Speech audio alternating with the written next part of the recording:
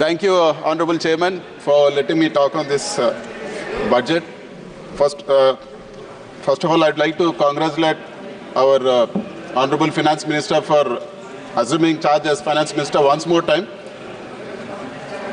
And coming to the issues of our state, sir. Special category status was promised to us during the split of our state.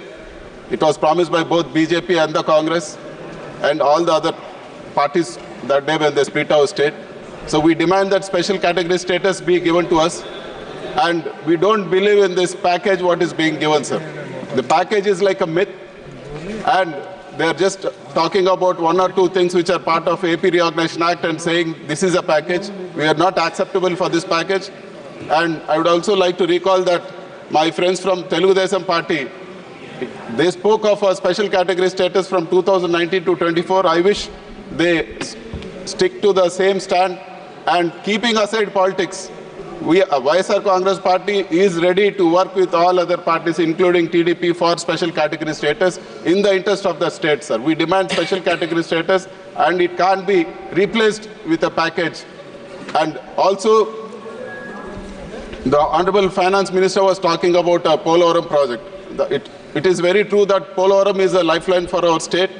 We'd like to know from the Honorable Finance Minister, though it is a national project, why the execution was given to the state government? For what reasons? NDA was in power. The whole issue, giving execution to the state government is sort of blunder for this project, sir. The whole project has been messed up and it was accepted at 2014 rates, which is not at all acceptable. It's 10 years now. Who is going to bear the cost of the escalation? And one more, sir. We'd like to know the blunder, the cost escalation of the blunder which happened in the construction of the diaphragm wall. For any project, any dam to be built, upstream and downstream, there needs to be a coffer dam built, sir. A coffer dam, the purpose of the coffer dam is to prevent the flood during the construction so that the main dam doesn't get affected. But what happened in Polavaram project, the diaphragm wall, which is the foundation of the main dam, was built without the coffer dams being completed. Thereby the flood eroded the whole diaphragm wall, sir. If the project is built on this same diaphragm wall, it is going to affect the security and safety of the project and it's going to lead to a huge catastrophe. Sir, I would like to know, since this diaphragm wall is damaged, who is going to bear the cost of the diaphragm wall which has to be built parallelly, which has to be constructed again, and it's going to cost thousands of crores. Is the state going to bear this or the center going to bear this? We don't accept this being put as a burden on the people of our state, sir. We also demand that land acquisition for Polavaram project be executed simultaneously along with the construction of the project. The delays because of these blunders should also be borne by the central government. That is our demand. And we would like to clarify, sir. The Honorable Finance Minister announced that 15,000 crores has been given for construction of Amravati. If this is a loan, who is going to bear this and what is the advantage for the people of our state? Is it part of the FRBM limits given to our state or is it is over and above that? So as of what we understand, it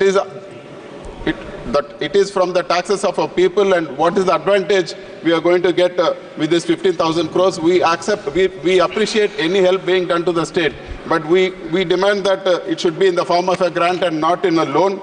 And we also want to know the timeline for Kadapa-Bangalore railway line. Now, the Telugu and BJP are in power in the state, so we would like to know when the Kadapa-Bangalore railway line will be finished. And we also oppose the privatization of Visakhapatnam steel plant, sir.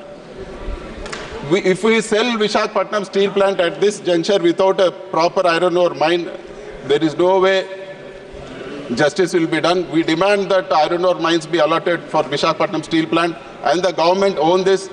If iron ore mines are allotted to Visakhapatnam steel plant, it will be highly profitable and a big asset for our country. And we strongly oppose the privatization of Visakhapatnam steel plant. And we also demand whatever the other promises which have been made in the AP Reorganization Act. It has been 10 years since the promises have been made, and The tenure of AP Reorganization Act is also over. We want to know what's happening for Visakhapatnam Metro, Kadapa Steel Plant. And we also want to know, sir, the promises made in the form of Super 6 during the election. So we would like to know the timeline, because NDA is in power in our state. We would like to know the timeline for the execution of Super 6. We hope that Super 6 promises will not become Sorry 6 promises for our state. We wish and we hope the promises are kept. And it was promised that immediately after coming to power, all the Super 6 promises will be taken care of. But we don't find it, sir. Apart from one promise, nothing has been kept. And I would like to bring to the notice of the House, sir. Without proper law and order, how will the investments come? For example, sir, I've been restricted from going into my constituency. They attacked me. They had burned my vehicles. They destroyed my vehicles.